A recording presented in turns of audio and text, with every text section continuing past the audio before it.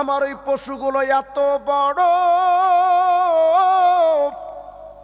এই মুসা রে, সাত তবক জমিন আসমান যদি আমার কথা না শুনতো, ওই পশুগুলোর ভেতরে শুধুমাত্র একটা পশুকে যদি আমি আল্লাহ হুকুম দিতাম, ওই পশুটা সামনে এগিয়ে এসে সাত তবক জমিন আসমানটার একটা লুকমা বানায়া মুখের মধ্যে দিয়া গিলে ফালাইতো, কিন্তু ওই পশুর গলায় আটকাতো না।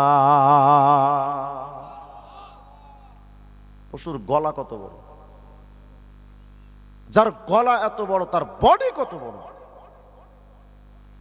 তো মুসা আলাইহিস সালাম আশ্চর্য হয়ে বলছেন, আল্লাহ আপনি কোন কি, ফাইনা দাব্বা, তো এত বড় পশু তুমি আবার রাখছো কই? আল্লাহ রাব্বুল আলামিন বলেন, মুসা রে, ফি মারজিম মিন মুরুজি, এই মুসা, আমি আল্লাহ অনেকগুলো মাঠ বানায় রাখছি, তো আমার সব মাঠ লাগে নাই, এমন কোটি কোটি পশু আমি আল্লাহ আমার একটা মাঠের মধ্যে ঢুকায় রাখছি। তাহলে মাঠগুলো কত বড়, এত বড় বড় মাঠ যে আমার আল্লাহ বানালেন, আমার সে আল্লাহ কত বড়। আল্লাহু আকবার বলেন না। কেন এই তথ্যগুলো দিলাম?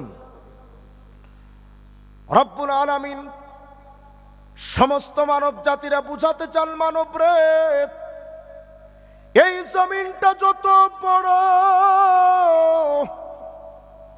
সূর্যটা যত বড়, milky way Galaxy, Andromeda, Icarus নক্ষত্রপুঞ্জ আর কালপুরুষ নিহারিকা ব্ল্যাক হোল যত বড়, প্রথম আসমানটা যত বড়, সাত তবক জমিন আসমান আর ওই পশুগুলো, ওই মাঠগুলো যত বড়, এরে দুনিয়ার মানুষ, এই সৃষ্টির সামনে তুমি তো মাত্র 3.5 হাত বডির মানুষ, তোমার তো খুঁজেই পাওয়া যাবে না, তুমি এত ছোট।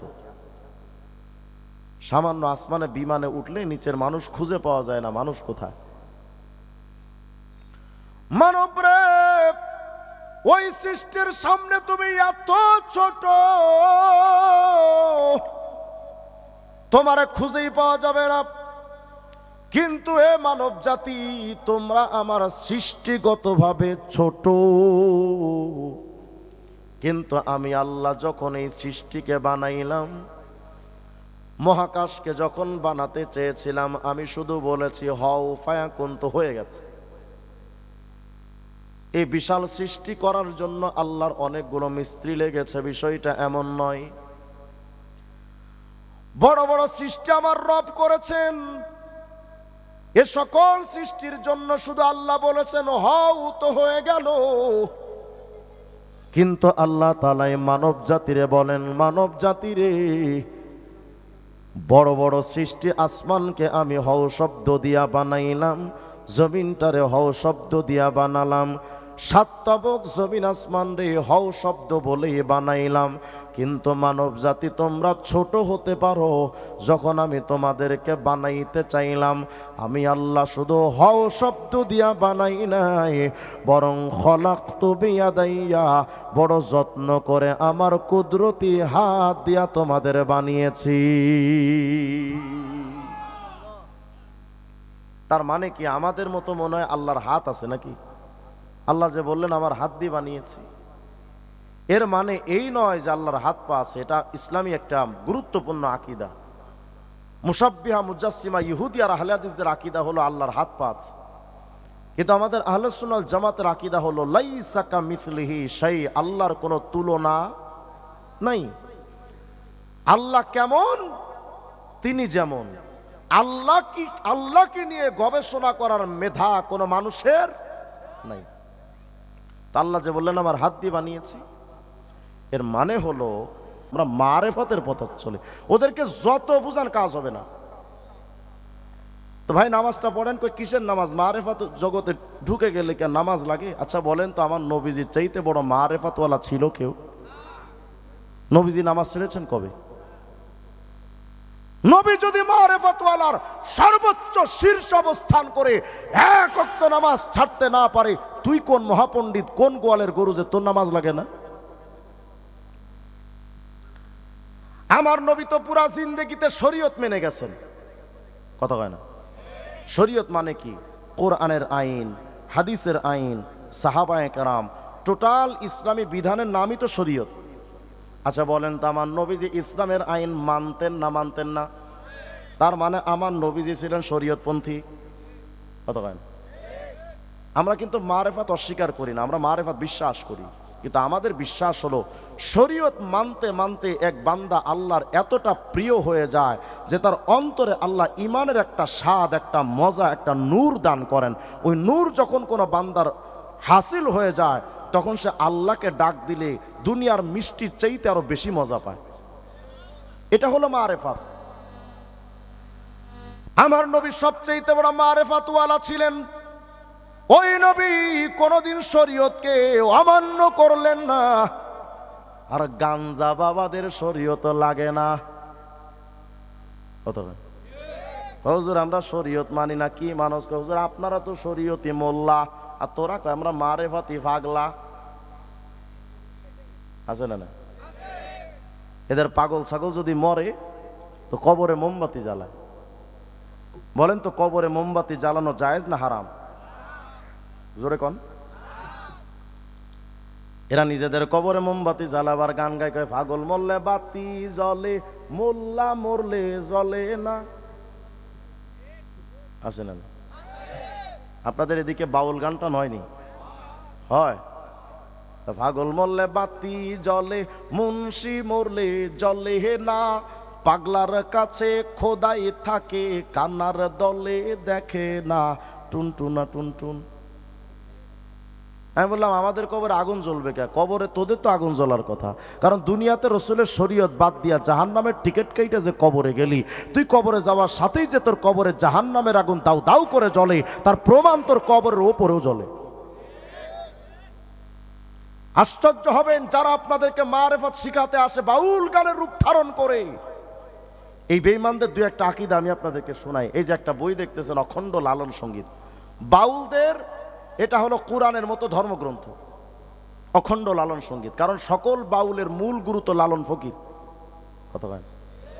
লালনের সকল গান এই অখণ্ড লালন সঙ্গীতে আছে। দেখেন তো এটার মধ্যে কি লেখে এরা, আপনি আমাকে জবাব দেন। আল্লাহ কয়জন?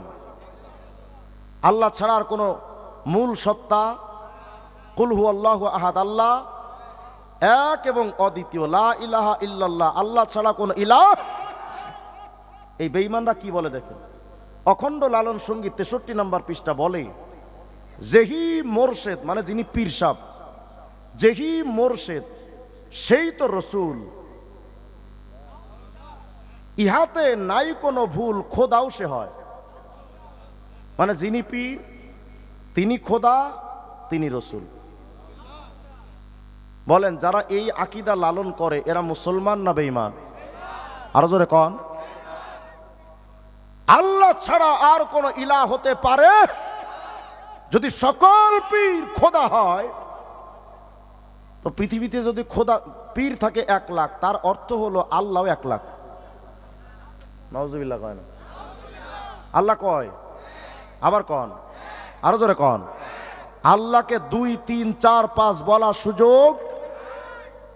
খ্রিস্টানরা বলে যে আল্লাহ 3 জন, মারিয়াম, ঈসা নবী আর আল্লাহ, এই 3 জনই হলো তাদের খোদা। ইহুদিরা বলে উজাইর আল্লাহ বা আল্লাহর সন্তান। নাউজুবিল্লাহ বলেন না? আল্লাহ এগুলোর প্রতিবাদ করতে গিয়ে আয়াত নাজিল করেছেন, খবরদার এটা বলিস না যে আল্লাহ 3-এর 1, আল্লাহ এক, আল্লাহ ছাড়া কোনো ইলাহ নাই।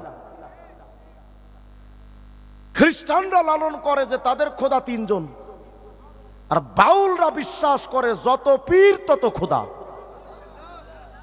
তাহলে ওরা খ্রিস্টানদের চাইতে ছোট কাফের না বড় কাফের?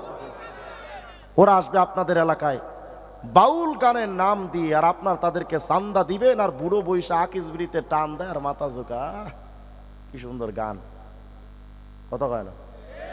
এই বুড়োটা একটা খাড়াস, কোরআন সুন্নাহর ব্যাপারে কোনো ইলম নাই। তারা গানের মাধ্যমে তোমার ঈমানকে নষ্ট করে দেয়। মাইজ ভান্ডারির মুরিদ আছে না? মাইজ ভান্ডার, গত 1 সপ্তাহ আগে আমি মাইজ ভান্ডারির পীরের 35টা বই কিনছি একেবারে হালাল টাকা দিয়ে, নাপাক কিতাব। আমার গাড়িতেও আছে বইটা। একটা বই আছে তাদের বেলায়েতে মোতলাকা।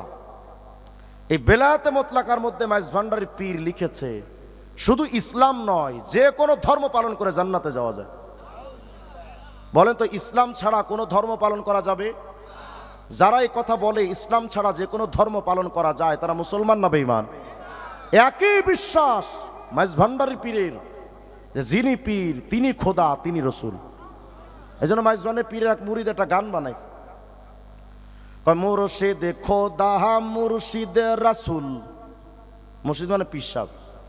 মুর্শিদে খোদা মুর্শিদ রাসূল, দিলে মুখে করছি কবুল। শুনে মোল্লার গোষ্ঠী ফতোয়া দিল, আমি নাকি কাফের হইয়াছি, আমি আর যাব না মোল্লার কাছে, তওবা করেছি। ওনাকে খাটি দিলে তওবা করছে, আলেমদের কাছে যাবে না। আমি বললাম বেটা, আলেমদের কাছে যাওয়ার জন্য তো ভাগ্য লাগে, হারামজাদাদের কপালে কোনোদিন আলেমদের সোহবত নসিব হবে না। তুই যে আলেমদের কাছে যাবি না, কারণ কি? কয় হুজুর আলেমরা আমারে কাফের বলে। কি কারণে কাফের বলেছে? এমনি কি আলেম কাফের বলবে তোরে? কি আকাম করছিস ক? হুজুর আমি একটু করে বলছি পীরি খোদা, পীরি নবী, এতটুকু বলছি হুজুর। এতে হুজুর আমার কাফের কখন লাগবে? আমি বললাম না, তুই তোর পীররে খোদা বলবি, রসুল বলবি, আলেমরা তোমার কাফের বলবে না। আব্দুল কাদের জিলানী কইবনি। বলেন তো যারা পীররে খোদা রসুল মনে করে মুসলমান না বেঈমান? এদেরকে যতই তুমি বুঝাও ওরা বুঝবে না। তারা মনে করে তারাই সবচেয়ে বড় উজমান, মোল্লারা কিচ্ছু বোঝে না। মিয়া সাহেব, ইসলামের বিধান পালন করতে গিয়ে বেশি পণ্ডিত হওয়া উচিত নয়। শয়তান পণ্ডিতি করতে গিয়েই আল্লাহর দরবার থেকে বিতাড়িত হয়েছে। আল্লাহর বিধানের সামনে নিজেকে গোলাম বানিয়ে কোনো প্রশ্ন ছাড়া আল্লাহর বন্দেগী করতে হয়। এত পণ্ডিত ভাবনা উচিত না। হযরত ইব্রাহিম বলবেন, আব্বা আপনি তো দুনিয়াতে পণ্ডিত ছিলেন, আমার কথা মানেন নাই। আজর বলবে, ইব্রাহিম রে আজকে কথা দিলাম অবাধ্য হব না, আল্লাহকে একটু কন, আল্লাহ যেন বাঁচায়া দেয়। এবার খলিলুল্লাহ ইব্রাহিম আল্লাহকে বলবেন, রব্বি হে আমার রব, ইন্নাকা ওয়া'আদতানি আল্লা তুখজিয়ানি ইয়াওমা ইউবাসুন। আল্লাহ আপনি না কইছিলেন কিয়ামতে আমার অপমান করবেন না। ফাআইয়ু খিজি আখজা মিন আবিয়াল আবাদ, এর চাইতে বড় অপমান কি যে আমার বাপ থাকবে জাহান্নামে, আমি থাকবো জান্নাতে। এই বাপ সন্তানের মাঝখানের দূরত্ব, ও রব এর চাইতে বড় অপমান আমি ইব্রাহিমের জন্য আর কি হতে পারে? আল্লাহ বলবেন, ইব্রাহিম রে যতই তুমি আজকে বাপের জন্য চিল্লাও রে ইব্রাহিম, তুমি আমার খলিল হতে পারো, কিন্তু ইব্রাহিম মনে রেখো, ইন্নাল্লাহা ক্বাদ হাররামাল জান্নাতা আলাল কাফিরিন, আমি আমার জান্নাতকে কাফেরদের জন্য হারাম করে দিয়েছি। চিল্লা লাভ হবে না ইব্রাহিম।